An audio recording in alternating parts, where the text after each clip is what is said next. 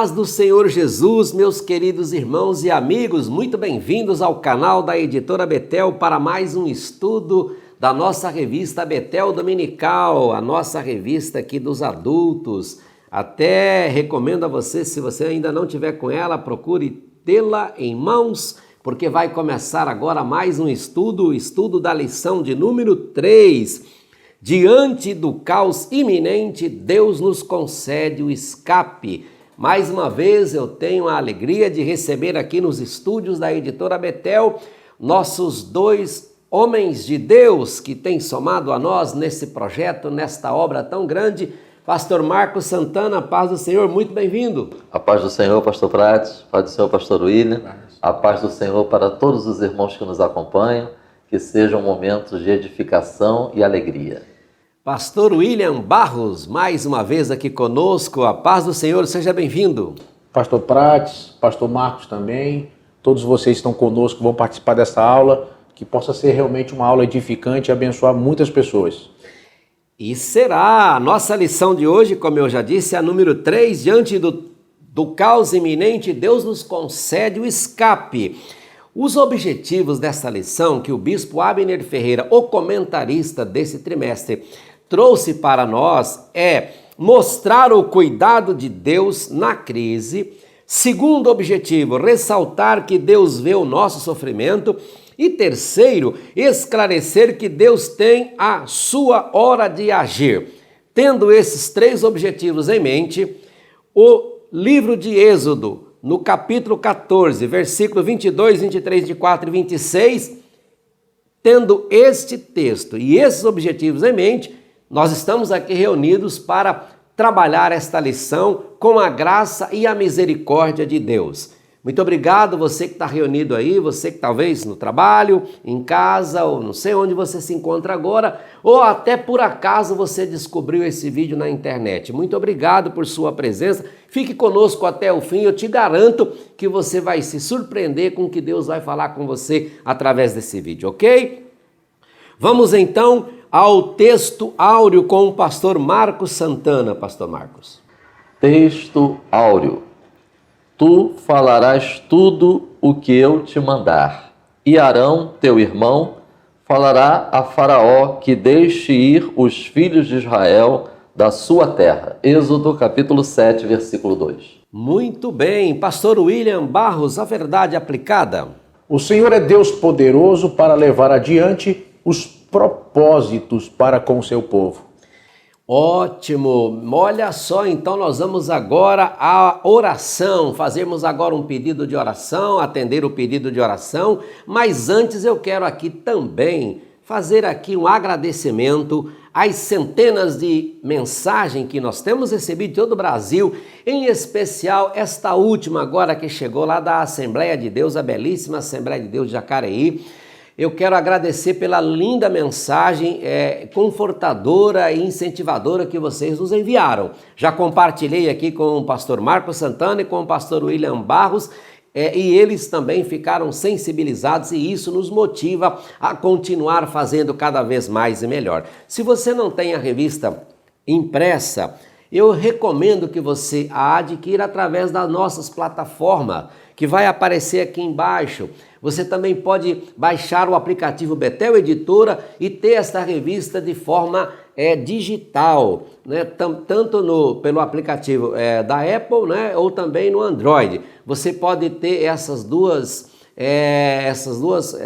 plataformas, estará disponível a nossa revista, não somente a revista, mas outros materiais que a Editora Betel está a cada semana aumentando o seu portfólio de oferta digital. Faça isso e eu tenho certeza que você vai ter um trimestre muito abençoado. Ainda estamos na lição número 3, ainda dá tempo se você ainda não tem a revista. Faça isso hoje, ok? O nosso motivo de oração é para que o Senhor continue levantando homens como Moisés. Olha, e é uma tarefa incentivadora esta, hein? Homens como Moisés é o objetivo da lição. Nós vamos orar e eu vou pedir ao pastor Marcos Santana, por gentileza, fazer esta oração então, atendendo esse pedido e incluir aqui os demais pedidos. Amém. Pai Celestial, em nome de Jesus Cristo, elevamos a Ti a nossa voz em oração. Te damos graças por esse momento que o Senhor nos concede. Intercedemos agora em favor de todo o teu povo que estará estudando a tua palavra. Desvenda os nossos olhos para vermos as maravilhas da tua palavra. O Senhor conhece as necessidades do teu povo, o Senhor conhece as dificuldades, aflições, angústias, mas o Senhor é o Deus que provê. O Senhor provê também homens e mulheres como instrumentos do teu Espírito Santo para ajudar a tua igreja. Que assim seja, Senhor, que neste tempo também se levantem homens e mulheres cheios do teu Espírito Santo, chamados e levantados pelo Senhor para continuar o aperfeiçoamento dos santos, para a obra do ministério, para a glória do teu nome, em nome de Jesus. Amém.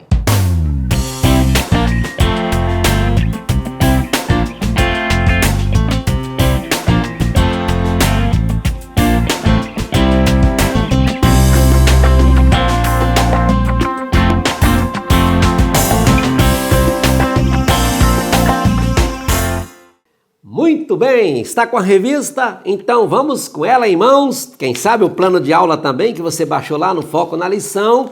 E nós vamos agora começar o estudo. Pastor William Barros, como o senhor começaria esta lição com a introdução? Sua fala aqui introdutória, por gentileza. Muito bem. Eu quero lembrar a todos vocês que participam dessa aula que, sem sombra de dúvida, a história do Êxodo é uma das histórias mais fascinantes do Antigo Testamento e uma das mais históricas da Bíblia Sagrada. Como Deus pega o seu povo, preso, cativo, por uma superpotência como era o Egito nesse tempo, e liberta eles de uma forma miraculosa, de uma forma sobrenatural. Vejam, qualquer um de nós aqui que tivesse que empreender uma missão tão terrível, tão tremenda, imagine se você agora tivesse que libertar a sua família, o seu povo que estivesse cativo, preso por uma superpotência e coubesse a você fazer isso. Eu imagino, eu nunca fui militar, mas eu imagino que uma estratégia, a pessoa buscaria ter um exército, estar aparelhada e se preparar da forma mais possível naquele momento para poder entrar e levar o seu povo, resgatar o seu povo daquela prisão, daquela escravidão. Deus não. Deus pega dois idosos, na faixa dos 80 anos, dá um cajado na mão de um deles e diz, pode ir que tudo vai acontecer. Quer dizer, o Êxodo vai nos mostrar, a história do Êxodo, a história de como Deus liberta o seu povo, vai nos ensinar hoje, nessa introdução, a necessidade de depender de Deus. A necessidade de confiar que Deus cumpre o que promete, que Deus vela sobre a sua palavra para cumprir. Deus havia dito em vários textos da Bíblia que haveria de levar o seu povo a uma terra que manda leite e mel. Por exemplo, no livro do Êxodo, capítulo 3, e no verso 17, Deus diz, portanto eu disse, far-vos-ei subir da aflição do Egito, a terra do Cananeu, do Eteu, do Amorreu, do Perizeu, do Eveu e do Jebuseu, a uma terra que mana leite e mel.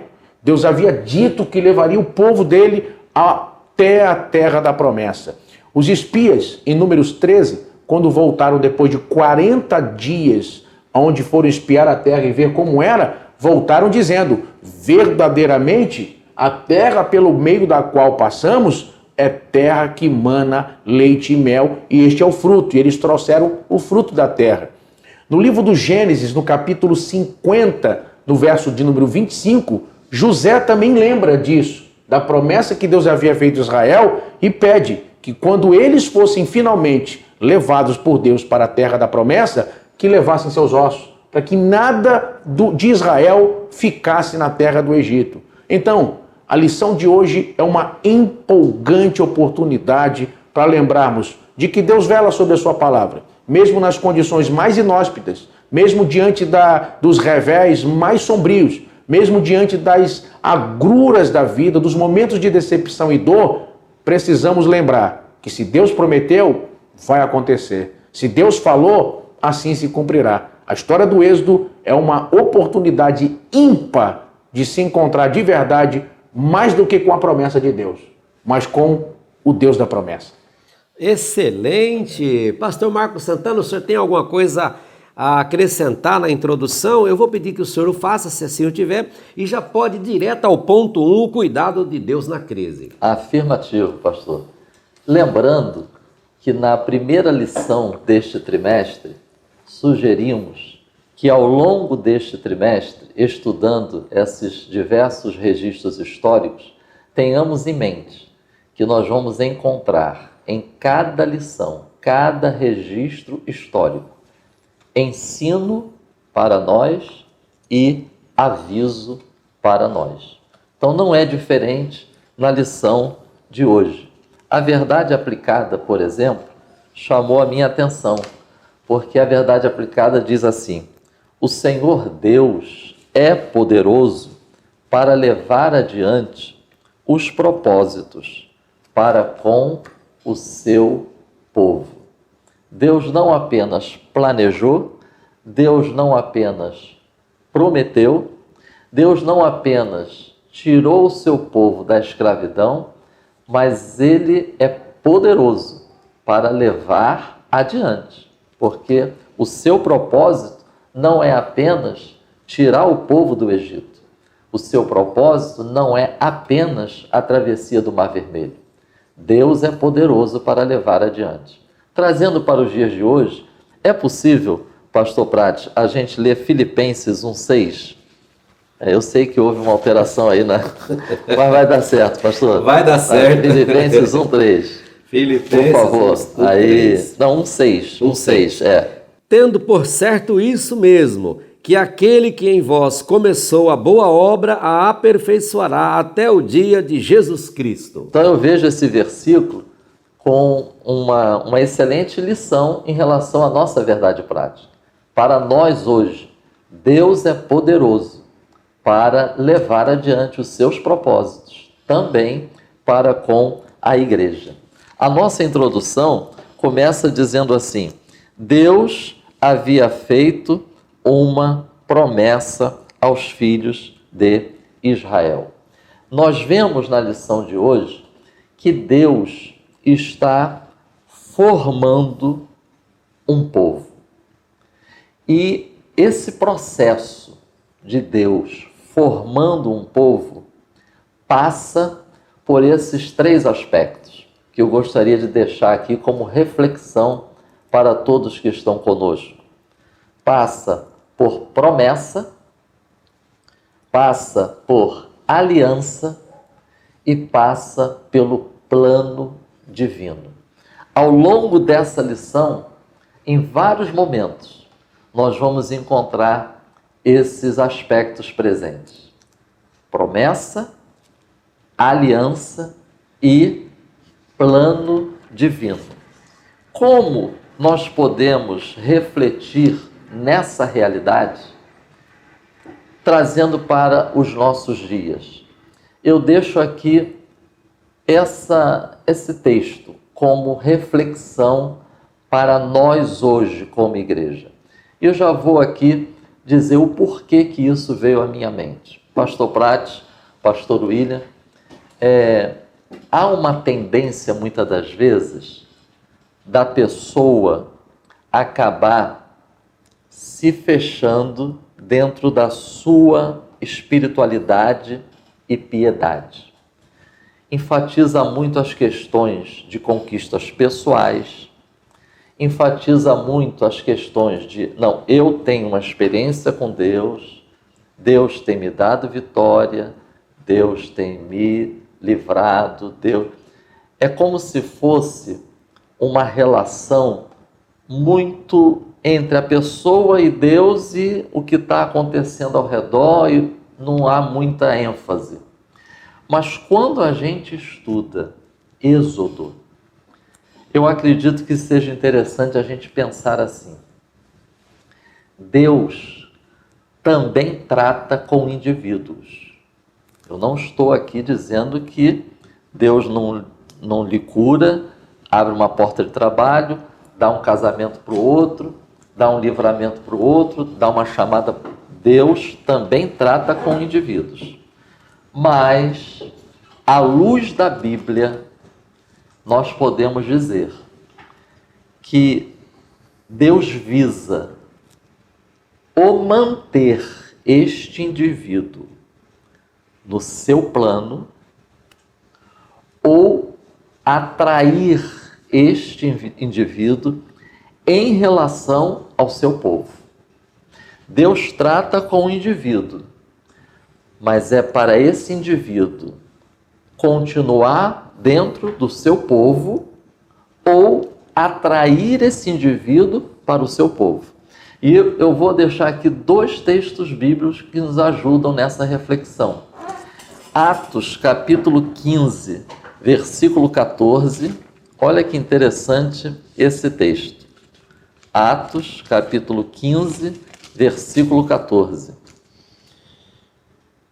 Simão relatou como, primeiramente, Deus visitou os gentios para tomar deles um povo para o seu nome. Deus está formando um povo.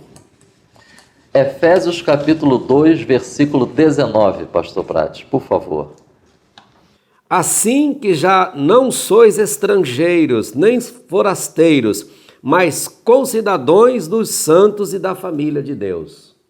Notemos que um texto vai falar povo de Deus e o outro texto vai falar família de Deus.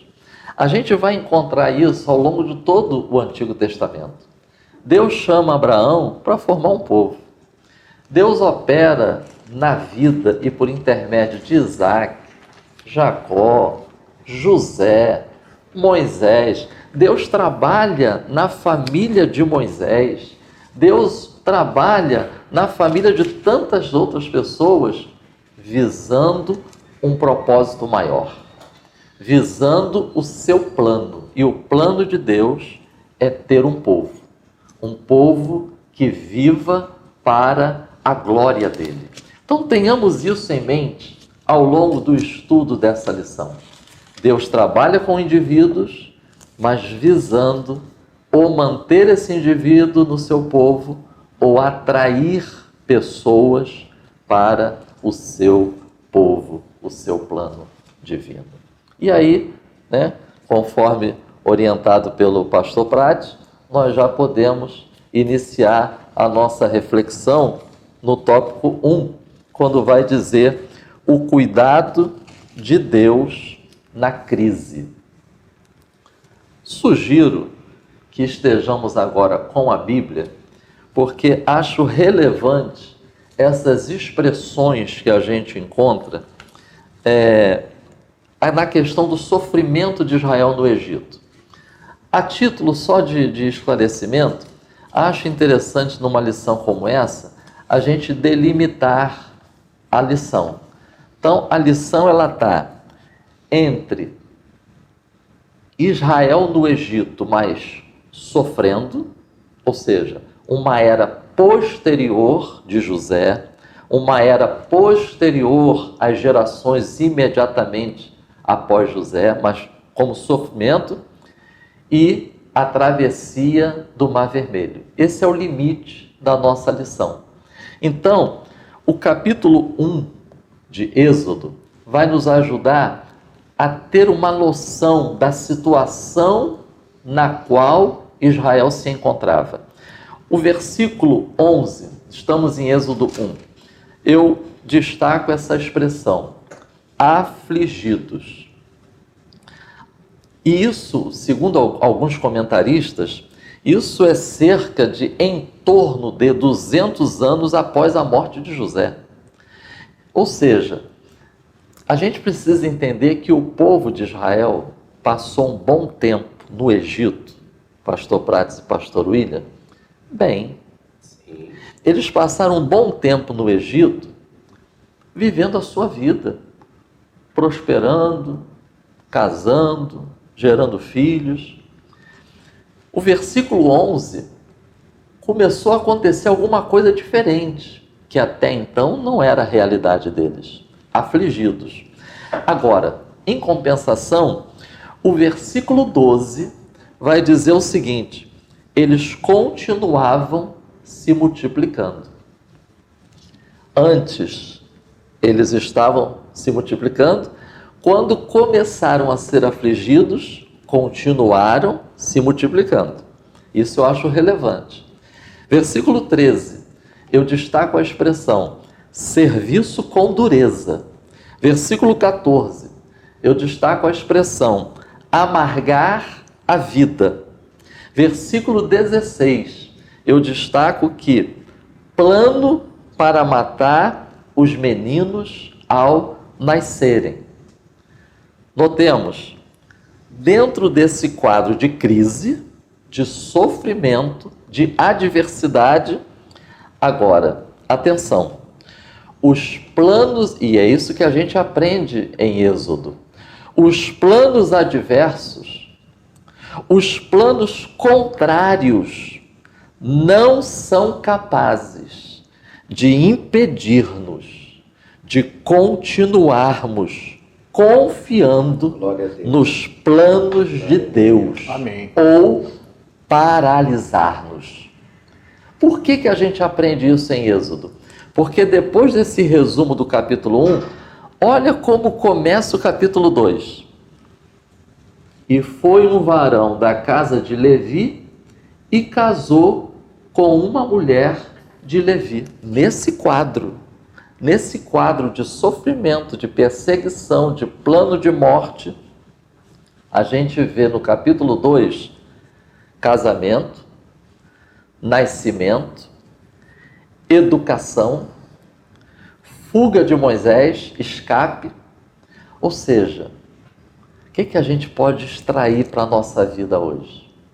Mesmo num contexto adverso, mesmo num contexto contrário, mas se somos povo de Deus, e por isso eu disse que povo de Deus envolve promessa, aliança e plano divino.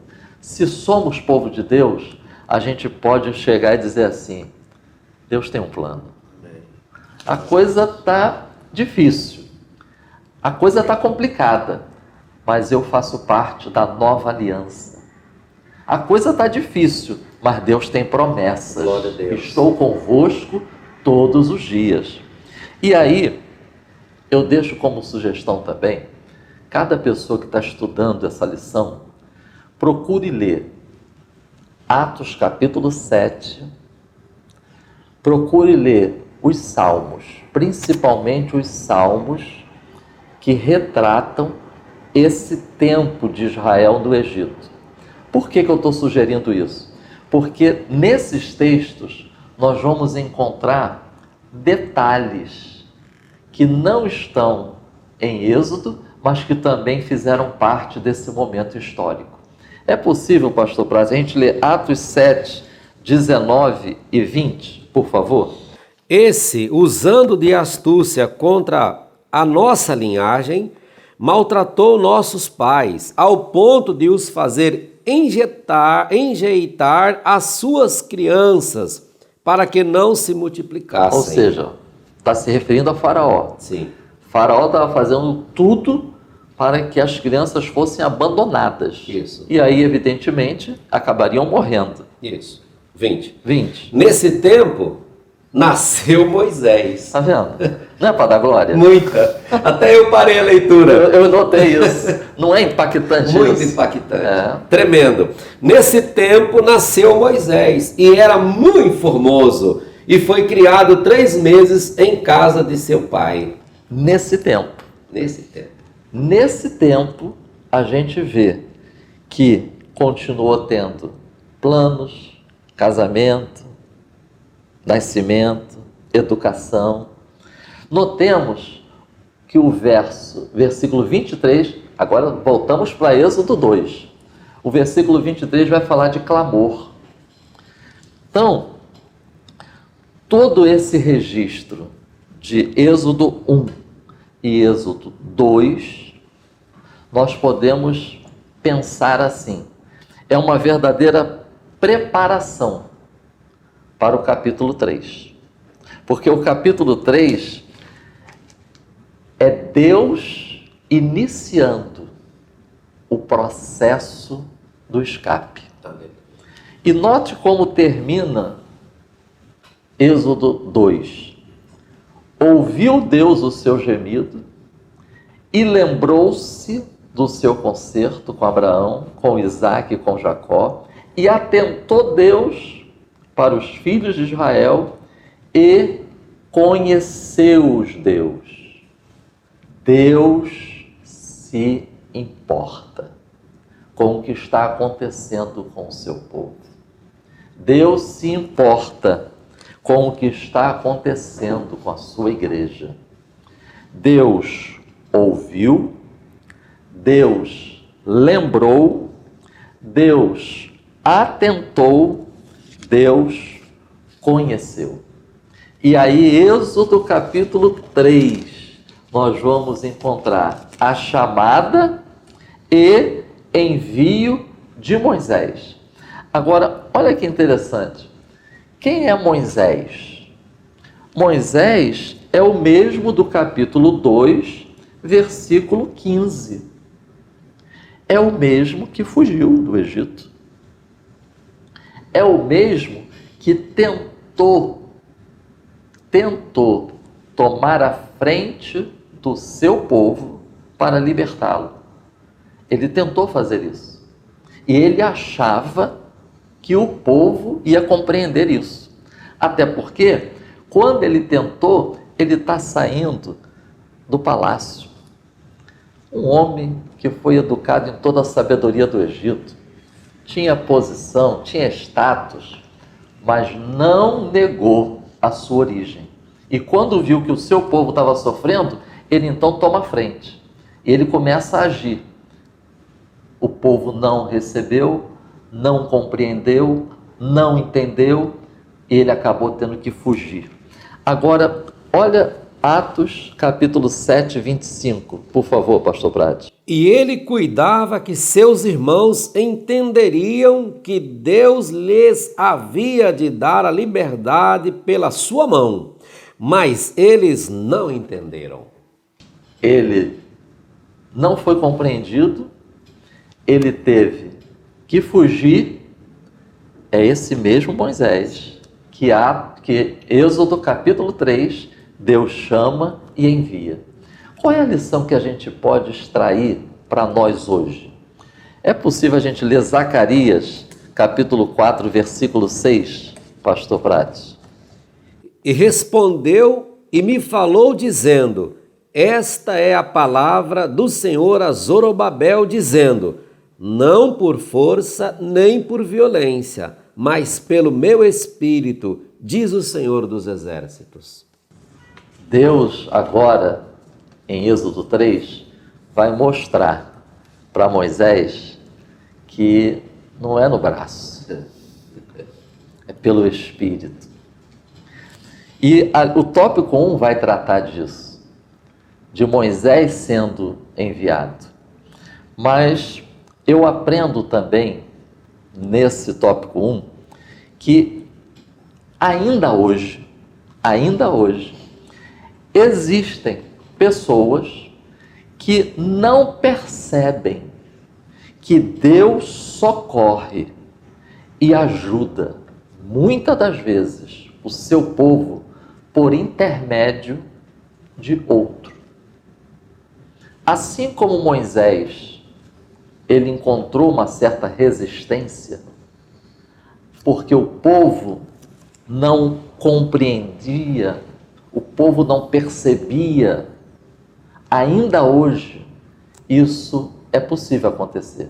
Pessoas que resistem serem ajudadas, até mesmo a nível eclesiástico. É possível a gente ler Efésios 4, versículos 11 e 12. Há os que não percebem, que Deus socorre e ajuda por intermédio de outro. Por favor. E ele mesmo deu uns para apóstolos, e outros para profetas, e outros para evangelistas, e outros para pastores e doutores. Agora vamos ver para quê? Por que Jesus dá isso para a igreja? Querendo o aperfeiçoamento dos santos, para a obra do ministério, para a para a edificação do corpo de Cristo. Ainda hoje, tem pessoas que resistem serem pastoreadas, serem ensinadas, serem ajudadas por aqueles que Deus dá para justamente conduzi-las, ajudá-las, ensiná-las. É o que nós aprendemos. Essa libertação do povo de Israel, do Egito, na verdade, é um processo. Isso é um processo. E o tópico 1.3 vai dizer assim: Deus possuía um plano especial para o povo de Israel.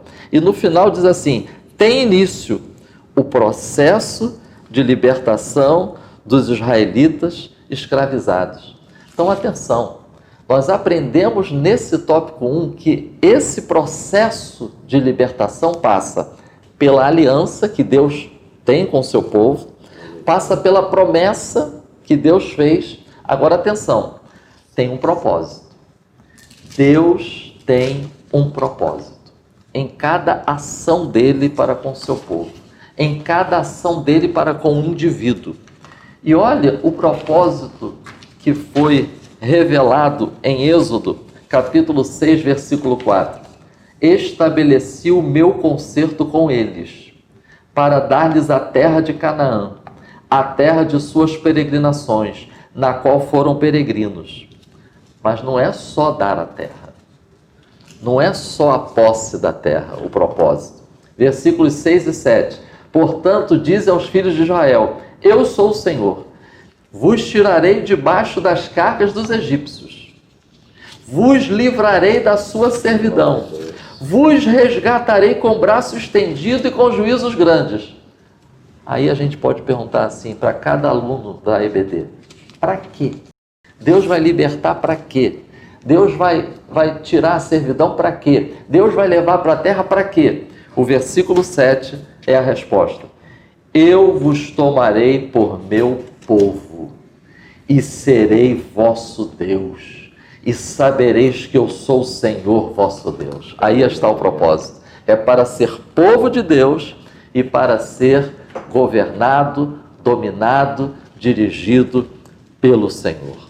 Seria a nossa contribuição no tópico 1. Muito bem, muito obrigado, pastor Marcos Santana. Pastor William, o que mais o senhor tem a acrescentar no tópico 1?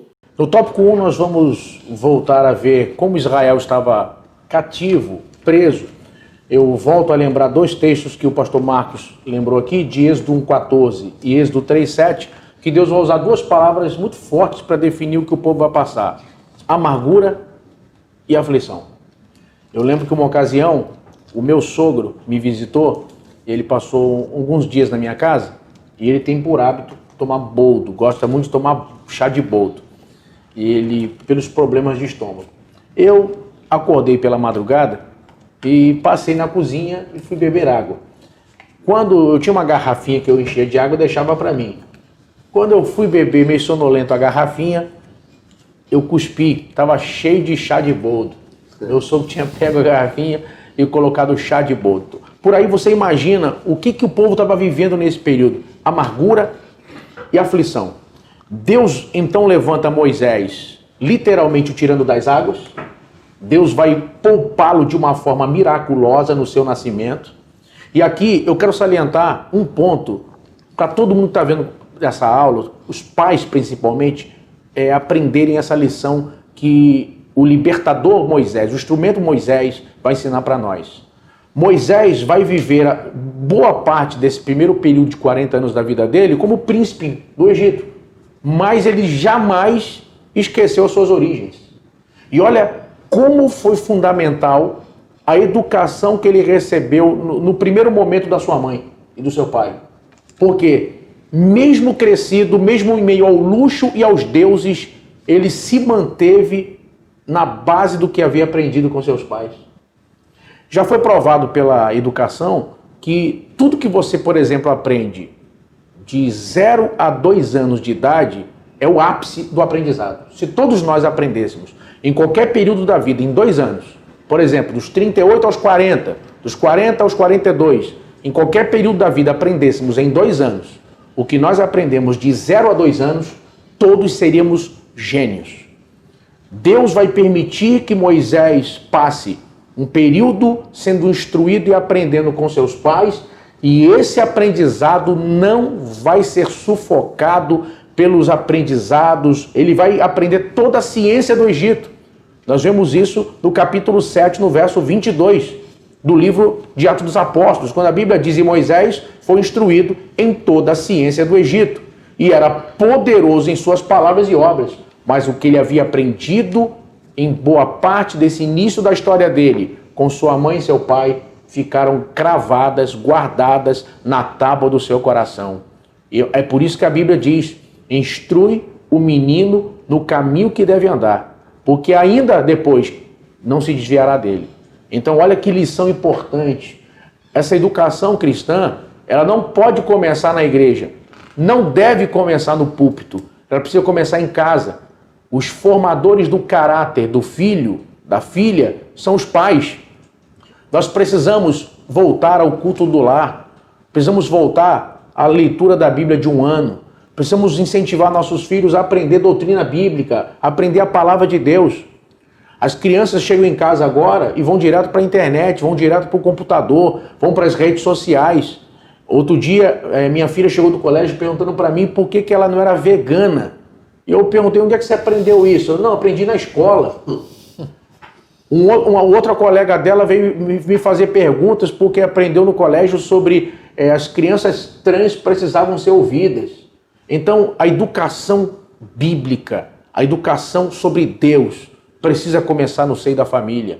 Moisés é um exemplo de sucesso, de como alguém, mesmo anos depois, vivendo em outro tipo de contexto, o que aprendeu ficou guardado e foi o alicerce para o seu crescimento. Então, ensine seus filhos, instrua eles na palavra. Quando eu vou a Israel, uma coisa que me chama muita atenção, me fascina, é quando eu chego, por exemplo, próximo ao Muro das Lamentações, ou mesmo em outros locais, como por exemplo o Instituto do Livro, onde estão os rolos do Mar Morto, e eu sempre vejo o que eu vou dizer agora. Eu vejo pais com garotos de 10 anos, 11 anos, eles andando com eles e mostrando o muro, mostrando as paredes, mostrando o monumento, e eu vejo o filho parado e o pai instruindo, e o pai falando, sabe? A gente quer acabar hoje por terceirizar esse tipo de coisa. Queridos, aqui a aula é uma ferramenta enorme para a formação do caráter cristão. Aproveite essas aulas. Não coloque apenas a sua esposa e você sentados na sala para assistir, por exemplo, essa aula. Traga seus filhos para assistir a EBD. As aulas, mesmo que eles participem na igreja, faça desse estudo, por exemplo, uma oportunidade de sentar em família e gastar um tempo sem ser apenas com redes sociais ou com seriados americanos, mas de sentar com a família e dizer: calma aí, filho, vamos agora assistir a aula da EBD. Ah, papai, mas domingo tem aula na igreja, não tem problema, nós vamos tirar um momento semanalmente para aprender a palavra, para investir nos filhos, para investir na instrução em casa. Outro dia eu cheguei num culto, uma mãe estava dizendo para mim: não, pastor, o que você fala para mim? Meu filho quer ver o filme O Chamado, filme de terror, filme de demônio. Aí eu brinquei e falei: quer ver O Chamado? Olha para mim. Olha para mim, que sou pastor, que estou fazendo a obra de Deus. Vai ver O Chamado, vai olhar o inimigo.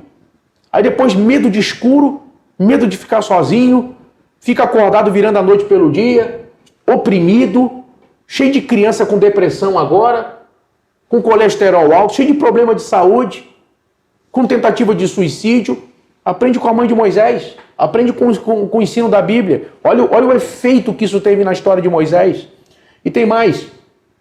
Nós vamos aprender ainda uma outra coisa muito importante quando a gente olha para tudo isso aqui na história de Moisés, quando a gente vai caminhando aqui, vendo a questão do sofrimento. Deus vai dar um basta no sofrimento do que o povo está passando. E é interessante que o socorro vai chegar, Deus vai enviar o socorro bem presente no tempo da angústia para eles. E olha como é que isso é importante quando a gente olha a lição enfática, inclusive no ponto 2 aqui no tópico 1, quando diz assim: basta no sofrimento, chega no sofrimento. Sabe, é uma ministração nessa lição direta para você que está participando com a gente. Ou seja, assim como Israel amargou e sofreu terrivelmente a escravidão, e o povo de Israel superou venceu em Deus tudo isso e saiu sem armas.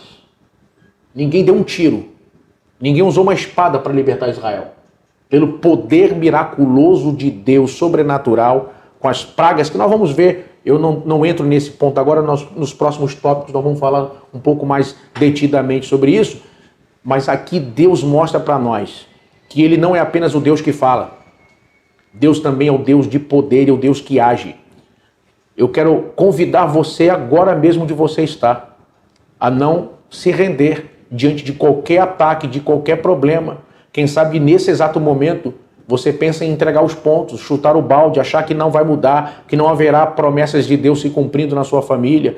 Quem sabe você diz, pastor, eu já tentei tudo, eu já esperei tanto tempo. O Deus de Israel, o Deus que libertou Israel, o Deus que deu um basta no sofrimento do seu povo, é o mesmo que está dizendo para você através dessa aula. Eu também daria um basta no teu sofrimento. Eu também vou agir a teu respeito. Agora você pode estar colecionando perdas. Agora você pode estar olhando dívidas. Agora você pode estar olhando e dizendo, Deus, eu só sinto dor e sofrimento. Mas o Deus de Israel está dizendo, eu vou agir. Eu vou tratar. Eu vou mudar o quadro. É uma aula onde Deus diz para você, eu vou dar um basta em tudo que você está passando. Não se entregue. Acredita que o Deus de Moisés, o Deus de Israel, ele vai agir. E eu finalizo a minha participação nesse tópico primeiro dizendo para você o seguinte. Olha que interessante, eu queria até pedir o pastor Prati, se ele pudesse me socorrer também e me ajudar a ler. Sim. Josué capítulo 14 e o versículo de número 8. Eu acredito que é uma das expressões mais eloquentes para poder explicar o que eu vou dizer a seguir. Mas meus irmãos que subiram comigo fizeram derreter o coração do povo. Eu, porém, perseverei em seguir o Senhor meu Deus. Queridos, olha que expressão. Deus poder, quando o povo de Israel chega no limite para entrar na terra da promessa, onde finalmente essa promessa se cumpriria, de entrar na terra que mana leite e mel, o povo, os espias que foram lá, 10 dos 12, só Josué e Caleb mantiveram a fé naquele momento, na promessa divina. Olha como Josué vai definir o que os espias fizeram com o povo. Quando disseram, olha, as cidades lá são fortes. E olha que interessante, quando você pega, depois você em casa pode ler com calma, o capítulo 13 do livro de Êxodo, do livro de Números, que mostra justamente o aniversário do Êxodo. Tinha um ano que eles tinham saído do Egito, chegaram com um ano na fronteira da Terra da Promessa. Quando eles chegam na fronteira da Terra da Promessa, 40 dias os espias vão lá, rodam toda a terra de Canaã e voltam. Quando eles voltam, eles viram para o povo e dizem assim, olha, aqui está o fruto, a terra mana leite e mel, a promessa é verdadeira. Porém, eles vão dizer 2 vezes a palavra porém. Tem 2 poréns que aparecem no relatório da missão deles. E quando eles falam esses 2 poréns, eles dizem o seguinte, olha, todo o povo que vimos lá é de grande estatura. Quer dizer, meu Deus, só tinha gigante naquela terra? Todo mundo era maior que eles? Olha como é que é a mentalidade de derrota que domina uma pessoa e ela não consegue mais enxergar a ótica certa das coisas. Eles dizem, todo o povo que vimos lá é de grande estatura. E tinha também os filhos de Anak e os gigantes. Quer dizer, todo mundo era maior que eles, ainda tinha gigantes. E disseram, e nós somos aos nossos olhos como gafanhotos. Aí, no final desse discurso todo, a Bíblia vai dizer, Josué vai definir a perda da esperança, da promessa de Deus se cumprir, e eles saírem daquele deserto depois de um longo ano de deserto, depois de sair do Egito, dizendo, e eles fizeram, imagina, aqui está o coração, derreteu o coração. Irmão, que expressão terrível. Nunca seja o instrumento para derreter o coração de alguém. Nunca roube de alguém a esperança. Olha que coisa tremenda. Ele vai chegar, vejam que a história de Israel é uma história que se repete em muitos momentos de dor, perseguição e de libertação. Olha, eu poderia mostrar vários momentos históricos de Israel, mas eu lembro, por exemplo, de quando houve a declaração do Estado de Israel, em 1947, em novembro de 47. Inclusive é interessante, porque é um mito em cima disso, muitos afirmam que houve um voto de Minerva de Oswaldo Aranha. Não sei se vocês sabem, mas tem uma rua em Jerusalém, muito perto de uma praça, que o nome dela é Oswaldo Aranha. Tem uma rua em Jerusalém com o nome de Oswaldo Aranha. Não houve voto de Minerva, isso é um mito. Na verdade, foram 33 votos a favor na ONU, foram 13 votos contrários e 10 abstenções. E aí foi declarado o Estado de Israel. Então, olha o que acontece. Oswaldo Aranha trabalhou nos bastidores, mediou acordos, etc., para que fosse viável a declaração do Estado de Israel. Ele foi um herói e trabalhou nesse sentido. Mas não houve voto de Minerva, é um mito isso, não houve voto de Minerva.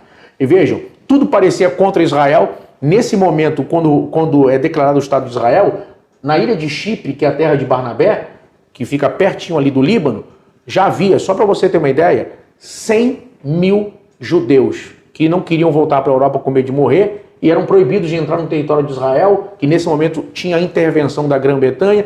Então, os irmãos, imagina todo esse caos, 100 mil pessoas em condições subhumanas, como se fosse um campo de concentração em Chipre, navios afundando, tentando chegar da Europa para Israel e sendo proibidos de entrar e voltar. Irmãos, são situações terríveis. E está lá hoje Israel, está lá hoje o Estado de Israel, está de pé lá hoje e crescendo e prosperando. Ou seja, o Deus da Bíblia, o Deus que liberta, em muitos momentos fez a mesma coisa com Israel para nos ensinar a lição de que precisamos acreditar que Deus é fiel com a sua palavra, que Deus cumpre o que prometeu. O preparo de Moisés, a chamada de Moisés, culmina justamente com um homem frustrado. Quando Moisés, aos 80 anos, depois de 40 longos anos de deserto, tomando conta do rebanho do sogro dele, Moisés se encontra com Deus. A sarça não se queima. Ele vai lá e olha para a sarça queimando e ela não pega fogo. É o que talvez na física eles chamariam de octonagem, que é a capacidade que algumas substâncias têm de pegar fogo sem que ninguém ateie fogo. Quem sabe Moisés no deserto deve ter visto muito aquilo, deve ter pensado, isso é octonagem, já vi acontecer. Só que o que chamou a atenção de Moisés é que o fogo estava pegando na sarça, mas não consumia. É um retrato hoje de você. O fogo pode estar pegando aí, mas não vai te destruir. Quando Moisés encontra com Deus, com 40 anos de idade, ele queria ser o libertador. Mas aos 80 anos, ele matou todos os sonhos dele naquele tempo de deserto. Toda a ciência, tudo que aprendeu. E ele diz o quê? Manda outro. Manda outra pessoa. Não, vai você. Se me perguntar qual Deus está me mandando, qual o nome. Irmão, quando a gente olha as desculpas que Moisés vai dar para Deus, para não ir, talvez você que está participando dessa aula pense assim, se Deus já sabia tudo que Moisés ia falar, já que ele é onisciente, e na onisciência de Deus tem o que nós chamamos de presciência, que é a capacidade que Deus tem de saber algo antes que aconteça. É por isso que o salmista diz, antes que a palavra viesse à minha boca, o Senhor já sabia. Então você imagina, na presciência de Deus, ele já sabia tudo que Moisés ia dizer. Se eu quero convencer o pastor Prates a algo, e eu de antemão já sei todas as desculpas que ele vai dar para os meus argumentos, o que eu faria? Eu usaria meu favor e mudaria meus argumentos para poder ver qual argumento certo para convencê-lo. Deus não. Deus decide entrar justamente naquela batalha no coração de Moisés por uma razão óbvia. Cada palavra é um tiro dentro de áreas do coração daquele homem que estão trancadas a 7 chaves e ele não quer mexer. O preparo de Moisés culmina em Deus ressuscitando os sonhos perdidos de Moisés. Quando Moisés se levanta e diz, eu vou, é como se Deus estivesse dizendo para cada um que está conosco nessa aula, o Deus que preparou, livrou Moisés desde neném, naquelas águas do Nilo, preparou a princesa, preparou a instrução com seus pais, livrou ele, guardou ele em todo o tempo de deserto, até que finalmente ele o encontrasse aos 80 anos e pudesse restaurá-lo para seguir em frente no propósito de libertar o povo de Israel. É o Deus que está dizendo para vocês que o tempo pertence a Deus, Deus fará como tem que fazer, a hora é dele, a hora não é nossa, e tudo acontecerá para que o projeto e o plano, a promessa, se cumpra na sua história. Por isso, é hora de força, é hora de fé, é hora de caminhar nessa lição e aprendermos tudo que Deus tem ainda a nos ensinar. Muito bem, muito obrigado, pastor William. Então nós podemos fechar o ponto 1, concluindo que nós aprendemos ou ensinamos duas coisas muito importantes. Primeiro, que não há nada que Deus não possa fazer, ou seja, não existe impossível para Deus. Segundo, tudo que ele faz tem um propósito específico. E assim a gente vai direto ao ponto 2 com o pastor Marcos Santana. Pastor Marcos Santana, Deus é um Deus que vê o nosso sofrimento. Deus não está indiferente. O tópico 2.1 inicia assim: impressionante como o povo de Deus é perseguido. Eu não vou pedir ao pastor Prates para ler essas duas referências, apenas vou citá-las e depois cada um pode ler com mais calma. Mas perseguição e aflição, nós podemos extrair desse tópico um ensino e um aviso para nós hoje. Faz parte da realidade do povo de Deus enquanto estivermos nesta terra. O próprio Cristo disse isso, está registrado no Evangelho de João, capítulo 16, versículo 33. E depois o apóstolo Pedro, escrevendo a sua primeira epístola, no capítulo 4, versículos 13 a 16. Nós vamos encontrar também esta verdade, esta realidade de perseguições e aflições e sofrimentos, enquanto estivermos aqui na terra.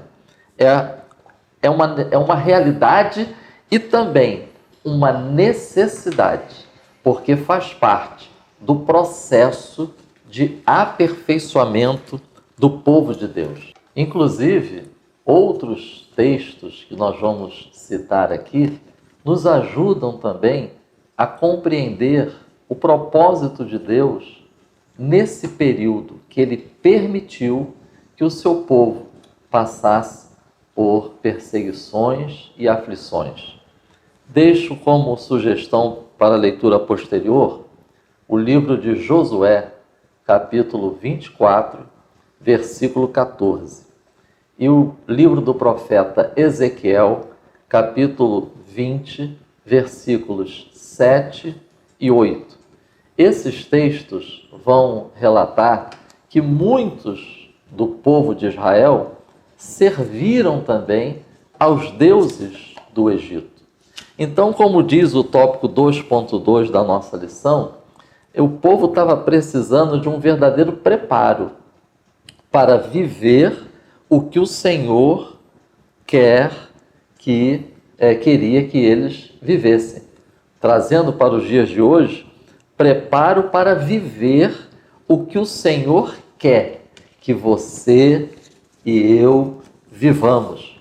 Então, quando nós encontramos o relato no Salmo de número 78, versos 11 e 12, onde diz que Deus operou maravilhas no Egito, então essas maravilhas que Deus operou tinha como propósito também chamar a atenção de muitos israelitas, que, como nós encontramos nos textos anteriormente citados, já estavam servindo aos deuses do Egito, já tinham se dobrado à religião egípcia. Mas também essas maravilhas eram um verdadeiro testemunho para o Egito, porque esses dois textos, Êxodo, capítulo 12, versículo 12, e Números, capítulo 33, versículo 4, nós vamos ver que Deus, por intermédio destas maravilhas, ele estava executando os seus juízos nos deuses do Egito. Com isso, muitos foram impactados, não apenas do povo de Israel. Outros povos, outras pessoas de outros povos que estavam ali no Egito também foram impactados. Interessante que Êxodo, capítulo 12, versículo 38, vai dizer que muitas pessoas acompanharam o povo de Israel, aproveitaram para sair do Egito. Talvez, quem sabe, interessados apenas em livramentos. É possível que outras pessoas que também estavam escravas do Egito, apesar de não ser do povo de Israel, quando viram o povo de Israel saindo, aproveitaram porque era a oportunidade de livramentos. Quem sabe também não saíram atrás do povo de Israel motivadas, interessadas na promessa de que aquele povo estava indo para uma terra que mana leite e mel. Quem sabe não era um povo que estava interessado na proteção que o Deus de Israel estava oferecendo. Quem sabe não foram pessoas atraídas apenas pelos sinais que Deus estava manifestando na terra de Israel. O certo é que posteriormente nós vamos encontrar que esse povo, essa mistura de gente que saiu junto com o povo de Israel, acabou causando algumas dificuldades e alguns problemas na caminhada. Eu deixo aqui como reflexão esse pensamento.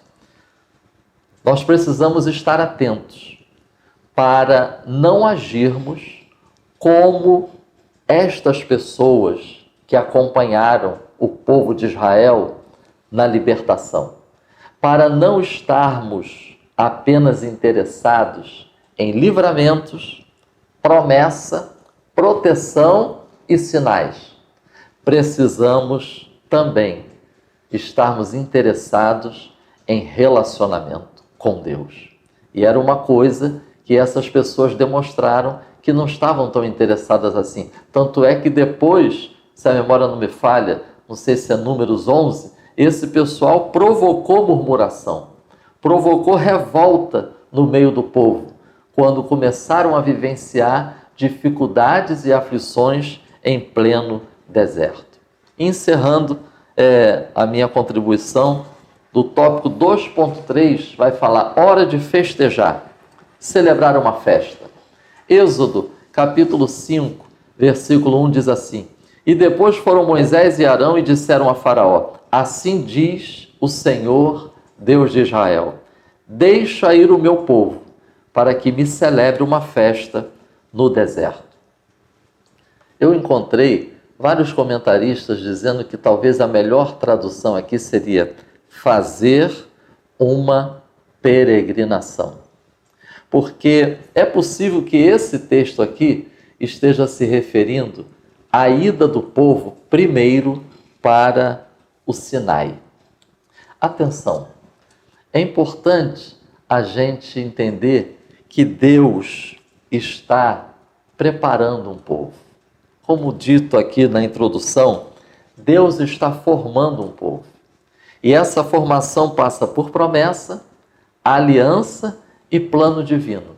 E esse plano divino inclui não apenas libertação, não apenas proteção, inclui também instrução.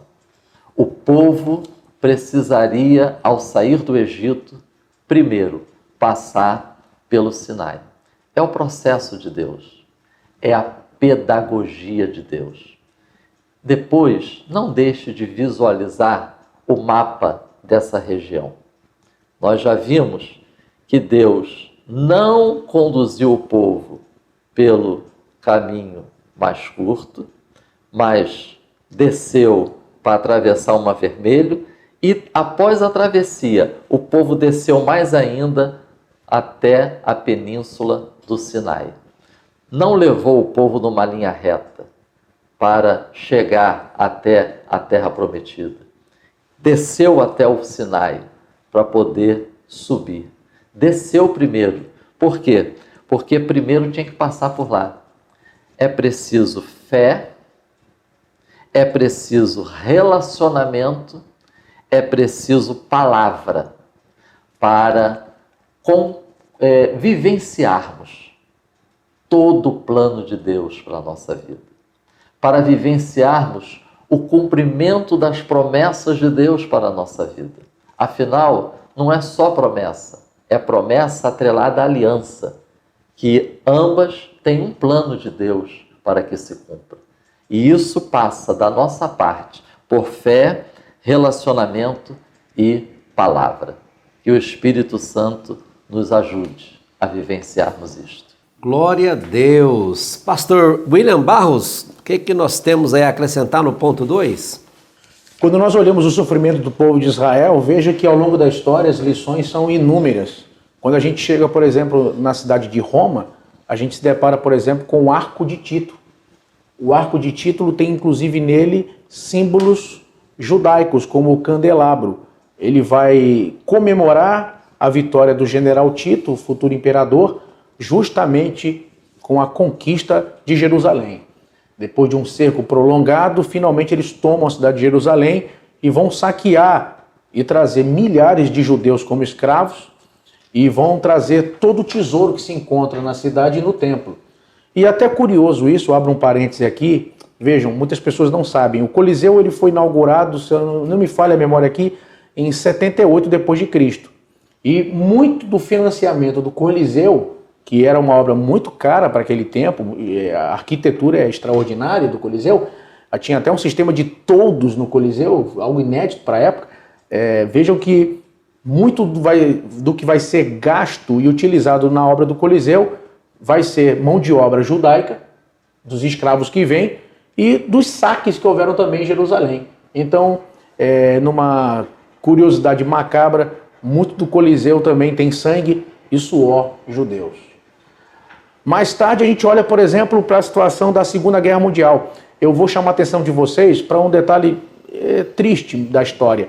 Vejam, em 1936, nos Estados Unidos lançaram um jogo que ficou famoso no mundo, que é o Banco Imobiliário. Eu cresci jogando Banco Imobiliário. Eu lamento pelas crianças e adolescentes de hoje que passaram a desprezar essas coisas. Eu cresci jogando dama, xadrez, jogando jogos que incentivam a inteligência, né, o raciocínio rápido, etc.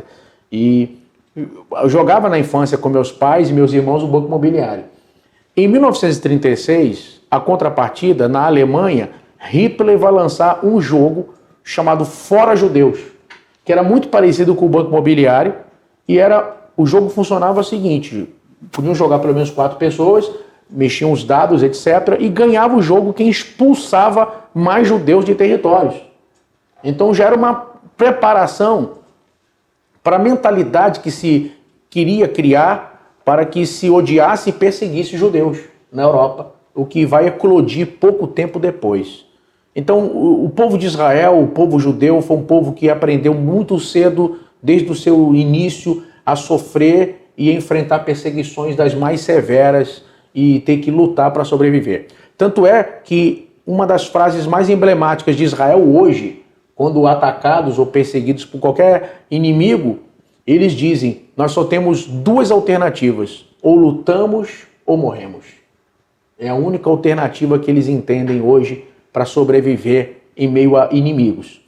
Nós vamos aprender, contudo, nessa série de lições que a gente vê aqui no tópico 2, sobre o sofrimento do povo. Vejam, os faraós, os ataques, os inimigos, Deus preservou seu povo em meio a tudo isso. Deus guardou o seu povo.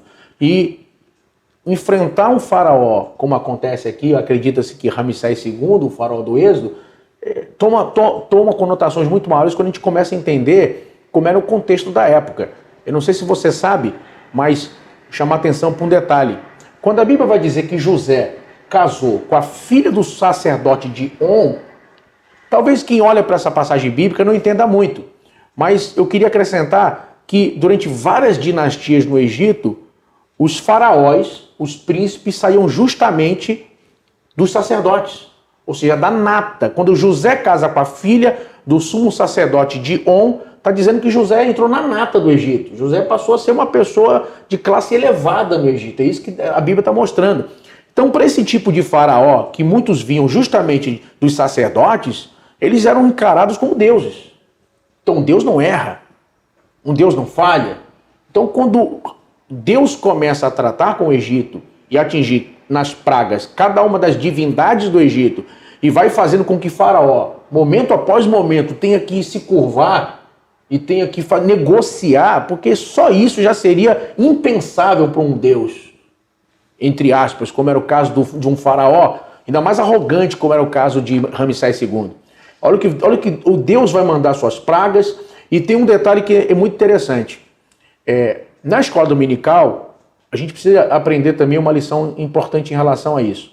Muitos, de uma forma fatalista, dizem que Deus endureceu o coração de Faraó. Pegam apenas algumas passagens da Bíblia, como, por exemplo, Êxodo 4, 21, Êxodo 17, versículo 3, Êxodo 9, verso 12, e Êxodo 10, 1, para dizer Deus endureceu o coração de Faraó.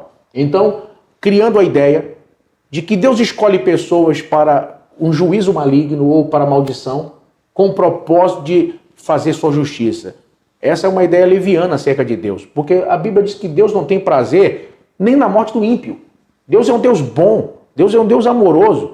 Nós já vimos isso na lição do trimestre passado, em um momento oportuno, sobre a bondade de Deus.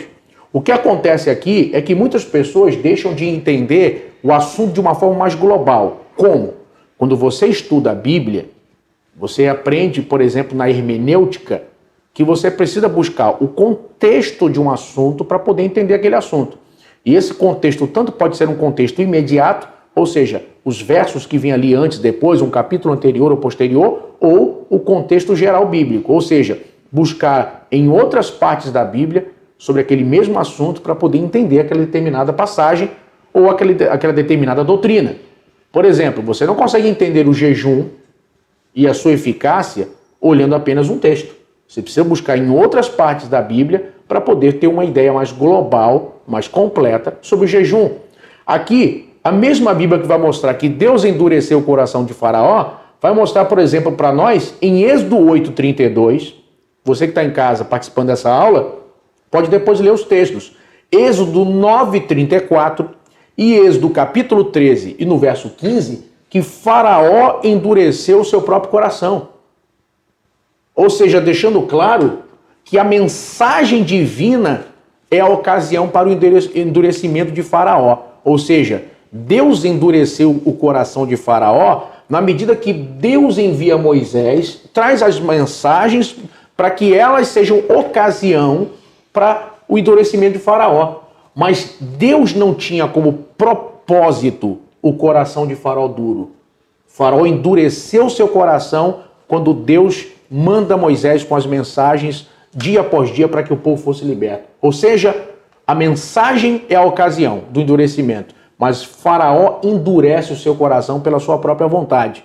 Da mesma forma que Deus pode endurecer o coração de um pecador, sim, no sentido de que Deus manda a mensagem do evangelho para que ele seja salvo e avisa que ele pode ser perdido e ir para o inferno. Mas o pecador endurece o seu coração quando ele rejeita a oferta da salvação. Então a gente tem que ter cuidado com esses pontos e esses detalhes, porque muitas pessoas pegam passagens isoladas e às vezes começam a acreditar em pseudo-verdades ou doutrinas. Então, tendo aprendido esse ponto, a gente vai entender que as pragas são oportunidades também de salvação e de arrependimento para o Egito.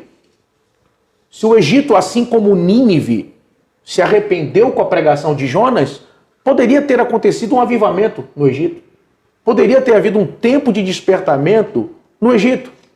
Eu lembro de um documentário que eu assisti, não sei se vocês já viram, sobre o avivamento das Ilhas Fiji.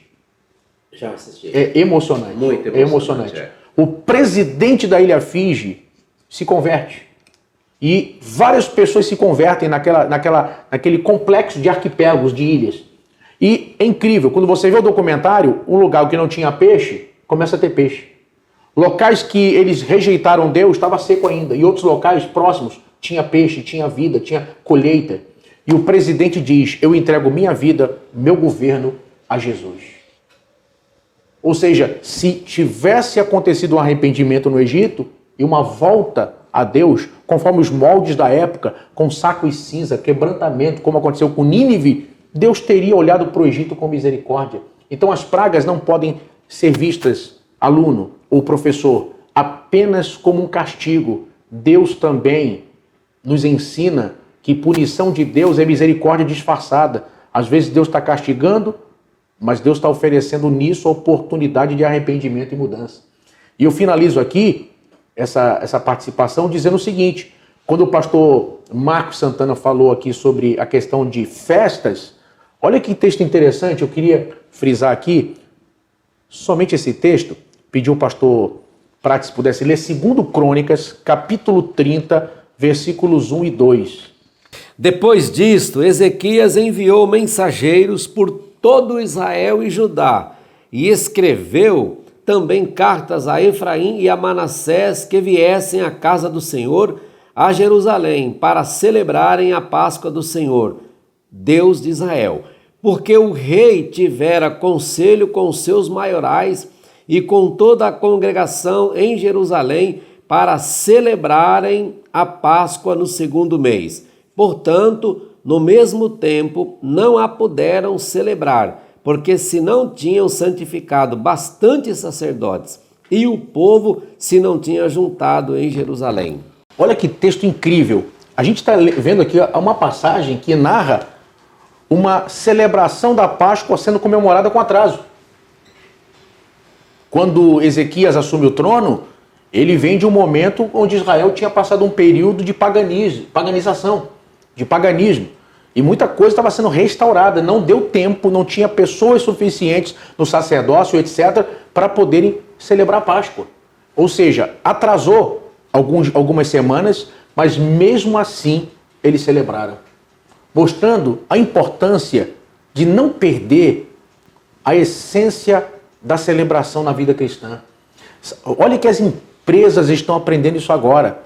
Muitas empresas agora passaram não apenas aquela coisa que já tem muito tempo de ter o funcionário do mês na parede, etc., mas agora estão aprendendo isso, que não basta apenas você dar o salário e cobrar da pessoa o serviço. Eles estão aprendendo agora que para poder ver a pessoa ser mais produtiva, você precisa celebrar, criar afinidades. Aí o que acontece? No dia do pagamento tem brincadeira, happy hour, aí faz um lanche. Por quê? Porque as pessoas produzem melhor assim. Então a Bíblia é um livro de celebração. A Bíblia é um livro que ensina a gente a celebrar, sabe? E tem uma palavrinha em cima disso que eu acredito que é uma palavra que a gente precisa colocar na nossa vida como uma filosofia de vida, a partir, claro, do ensinamento de Deus, da Bíblia Sagrada. Que sabe qual é a palavra? A palavra que é a essência da celebração? Gratidão. Gratidão. Eu vou lhe explicar muito rapidamente o que é isso. Gratidão não é simplesmente virar para o pastor Marcos, como eu estou aqui agora, e dizer: pastor Marcos, muito obrigado pela sua excelente aula, pelo seu excelente comentário. Muito obrigado, pastor Prates, pelas suas colocações brilhantes. Não. Gratidão é a mudança de olhar na vida. É você parar de olhar, primeiro, o que você perdeu, o que você não tem, o que você ainda não possui, o que não deu certo, e você começar o seu dia olhando o que você tem, o que você recebeu, o que você possui. A pessoa não grata é aquela que acorda de manhã e pensa, já começa a dor, já começa a angústia. Não tenho, foi embora, perdi. A pessoa grata acorda de manhã e pensa: meu Deus, olha os meus filhos, olha a minha casa, olha de onde Deus me tirou, olha onde eu cheguei. Quantas vezes eu pensei que não ia dar o próximo passo, quantos livramentos. É quando a pessoa para e pensa: meu Deus, eu te agradeço porque eu moro no Brasil. Já pensou se eu estivesse num país que persegue o cristianismo? Um país que não tem templos, não tem igrejas? Eu quero te agradecer porque eu tenho uma igreja. Eu posso congregar. Existem irmãos nossos que moram em países que até programas como esse que você está assistindo agora são bloqueados e não podem assistir, mesmo com a internet, uma aula como essa. E você tem toda a vantagem. Durante esse período de quarentena, você teve cultos online todo dia. Você foi assistido, acompanhado. Deus guardou você. Deus protegeu você. Então eu quero convidar você a entender nesse ponto a necessidade da gente mudar a nossa forma de lidar com a vida. Gratidão. A gratidão, ela te dá força. A gratidão te faz celebrar. Olha bem, existem dois extremos na vida que precisam ser evitados. Qual é? O primeiro é o da soberba. É o do orgulho.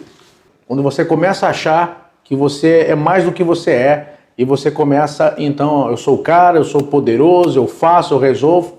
E o segundo que é igualmente nocivo é justamente quando você começa a acreditar que tudo foi sorte. Eu casei com aquela esposa, rapaz, foi uma sorte.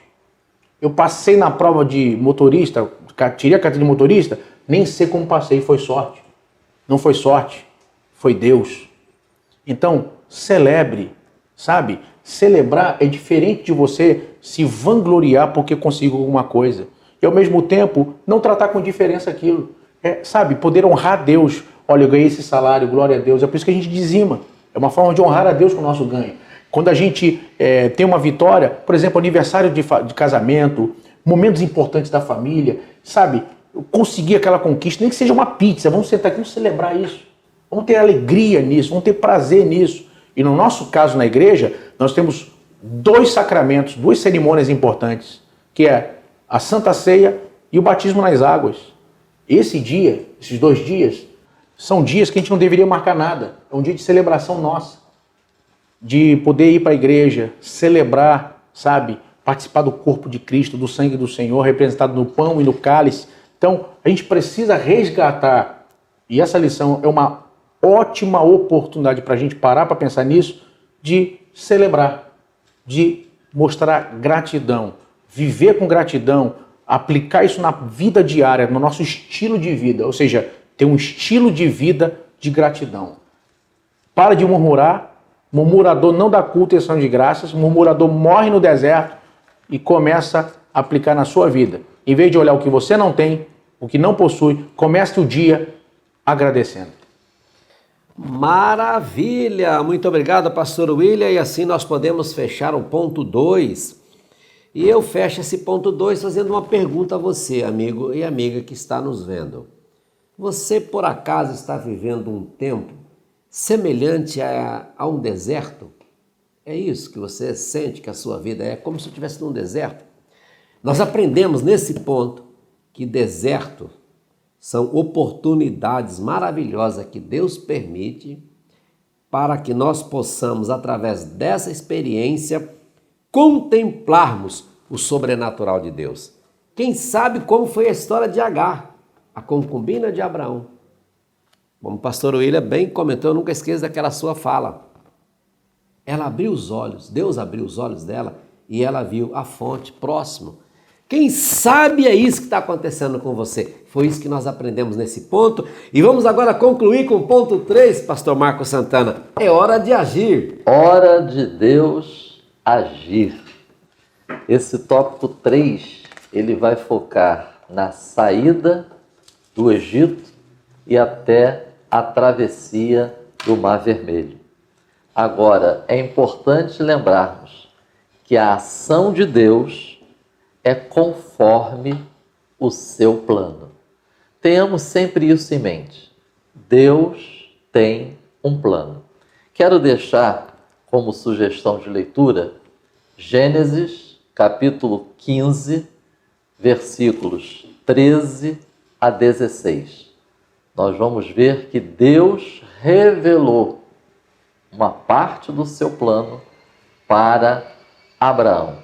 Então estava chegando o tempo em que o povo de Israel sairia do Egito.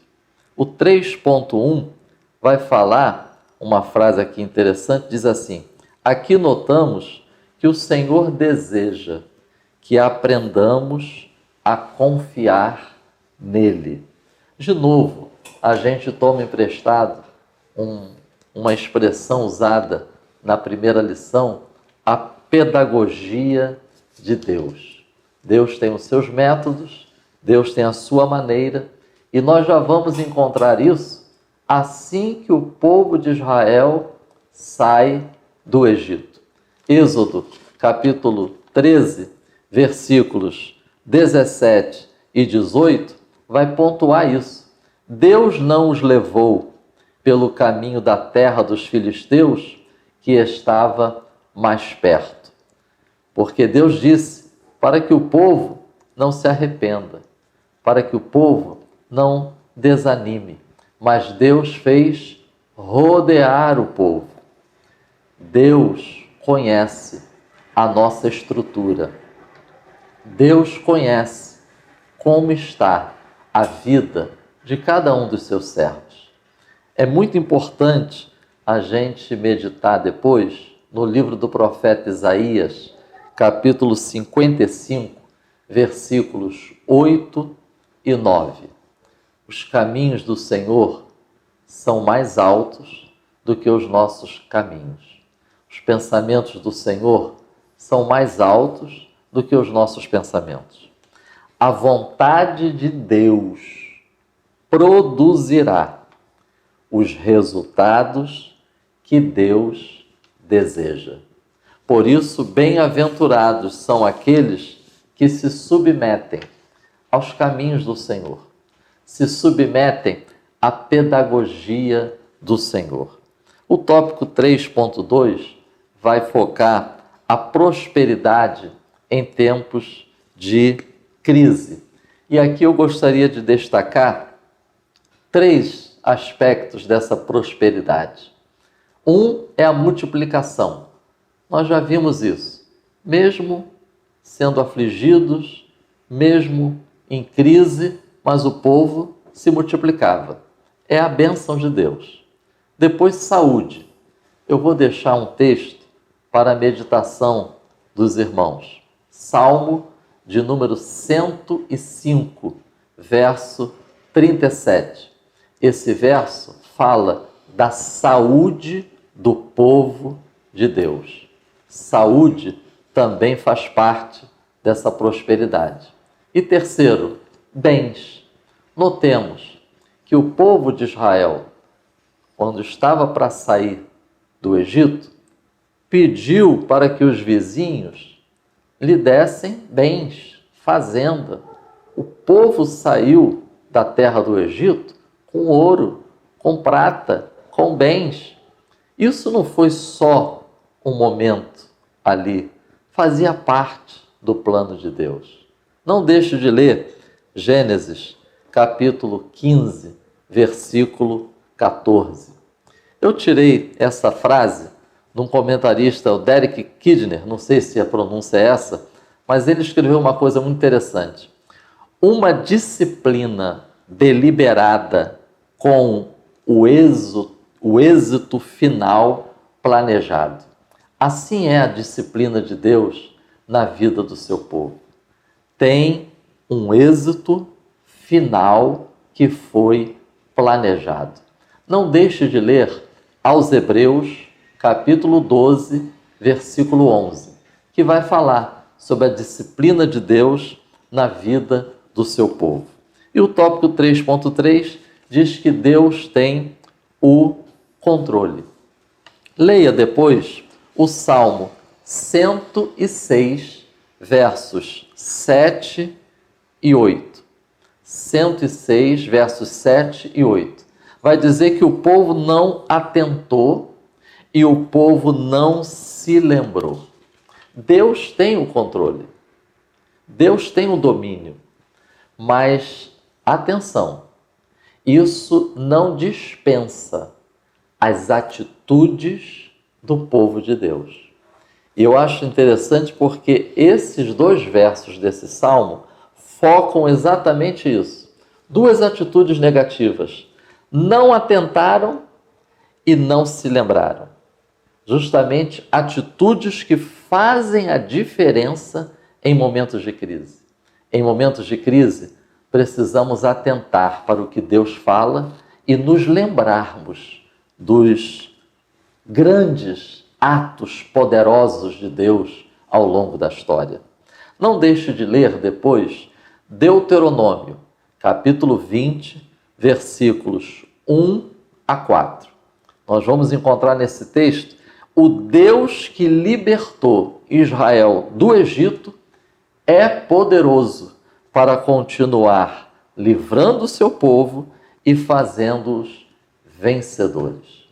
É possível vencer e é possível permanecer agindo, movidos pela fé. Hebreus, capítulo 11, versículo 23. Eu acho muito bonito esse texto, porque esse texto vai dizer que os pais de Moisés agiram pela fé. Foi pela fé que os pais de Moisés esconderam Moisés. Não foi apenas movido pelo instinto maternal. Não foi apenas movido pelo amor de pai e mãe. Hebreus 11, 23 vai dizer que foi pela fé.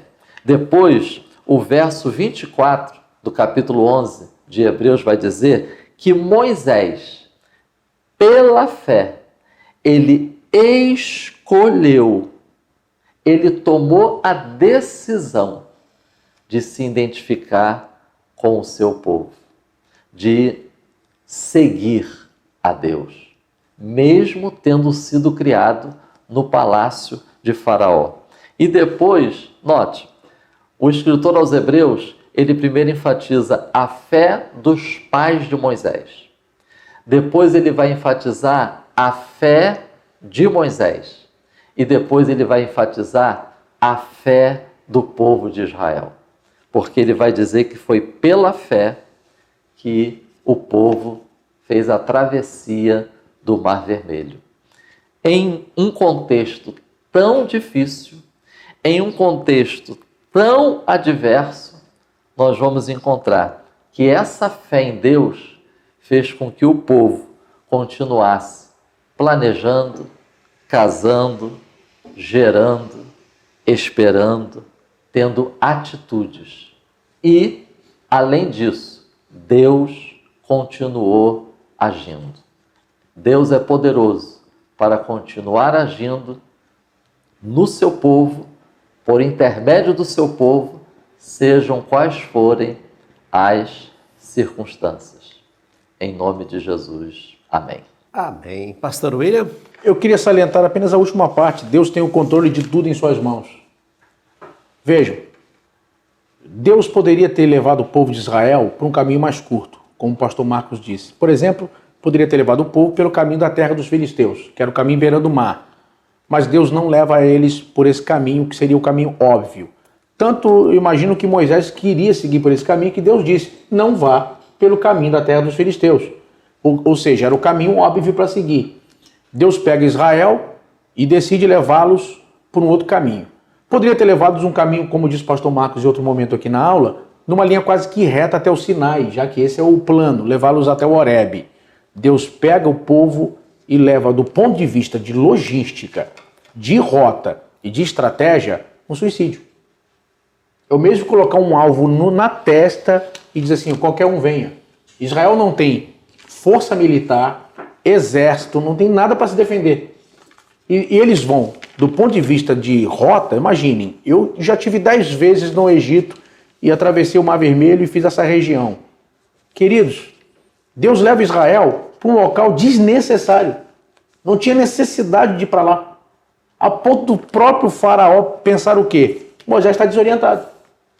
Eles estão andando sem rumo. Mandou o exército inteiro para pegar eles. É a hora que a gente entra em conflito e pensa, Deus, eu aceitei tua direção e a porta fechou.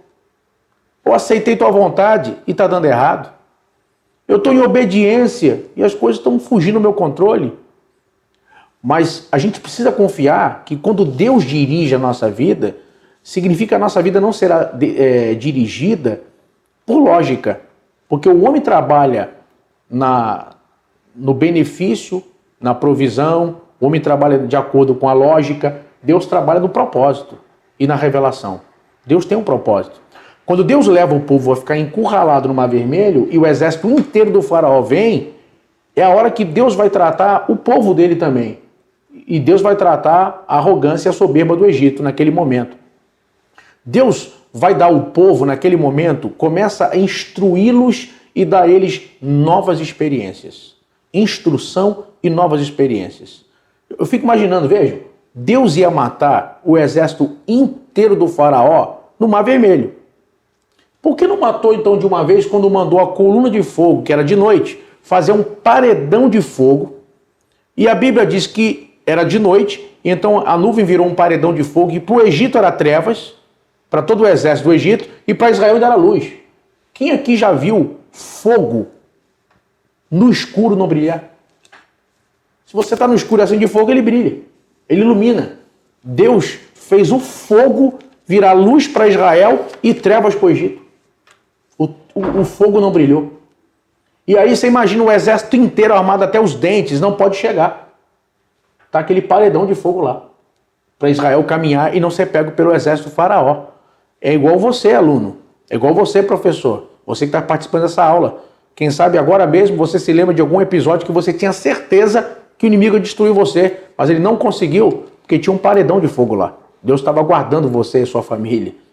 O que vai acontecer? Eu imagino, pastor Prates, finalizando minha palavra, eu fico imaginando as crianças, adolescentes dizendo: mamãe, pai, que é isso?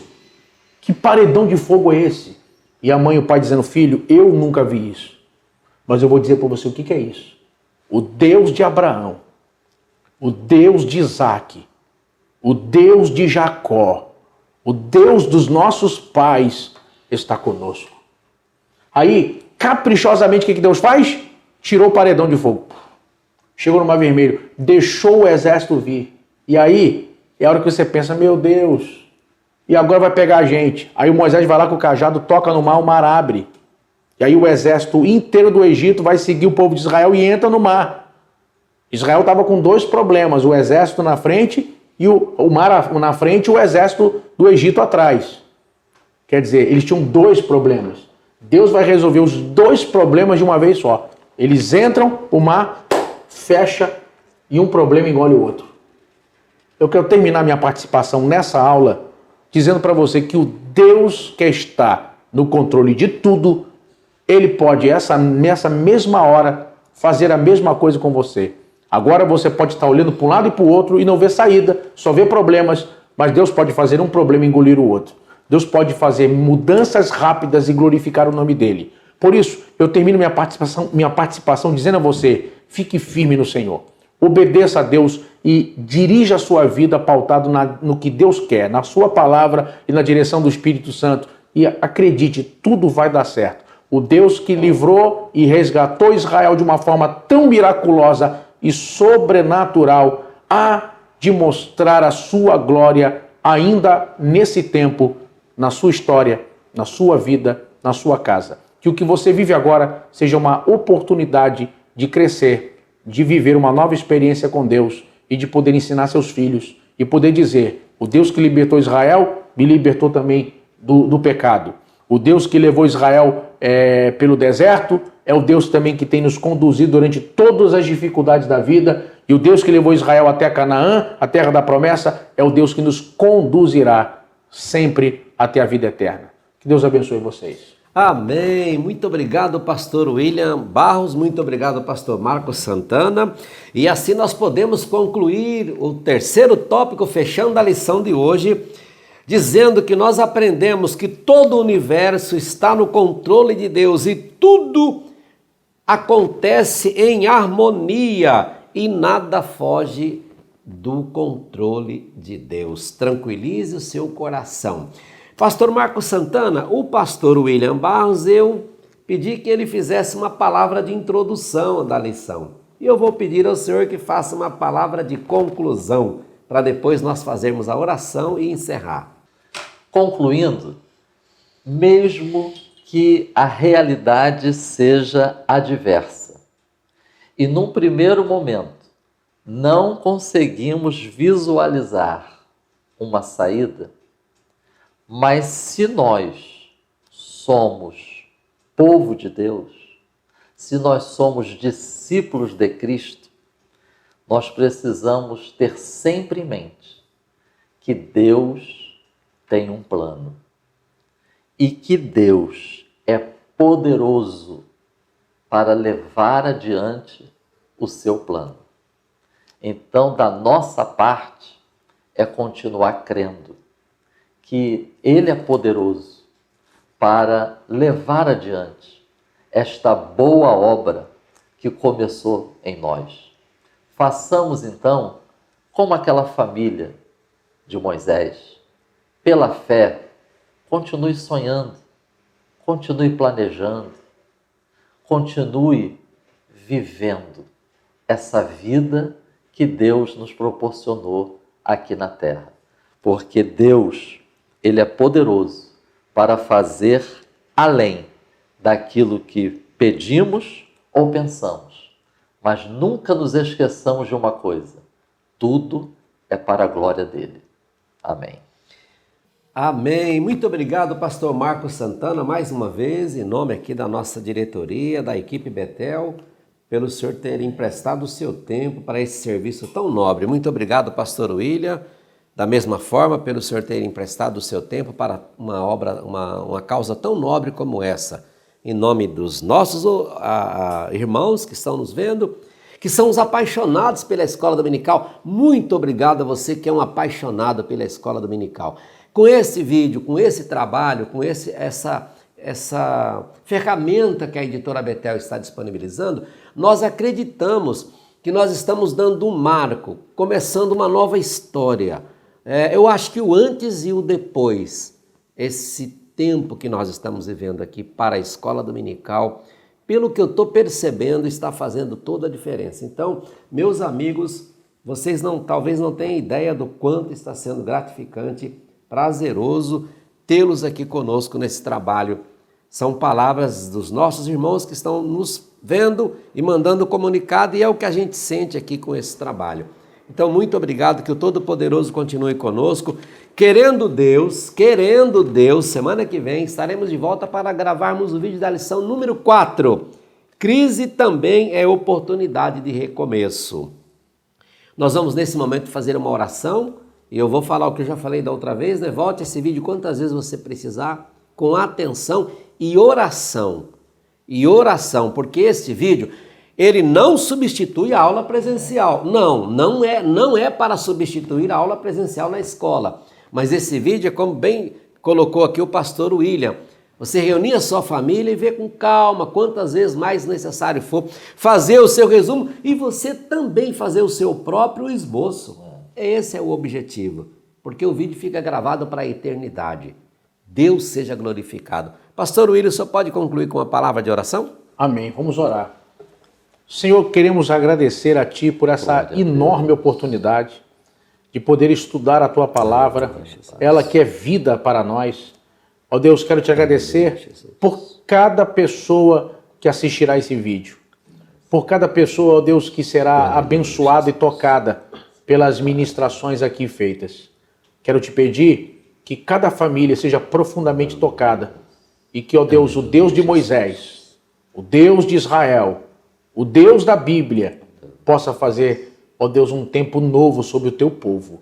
Depois de tempos tão difíceis que vivemos no Brasil, que se vejam tempos de refrigério e de restauração. Que atravessemos, ó Deus, esse mar e possamos glorificar o Teu nome. Ó Deus, a Tua bênção permaneça conosco e em nós. Em nome de Jesus. Amém. É a editora Betel edificando a casa de Deus.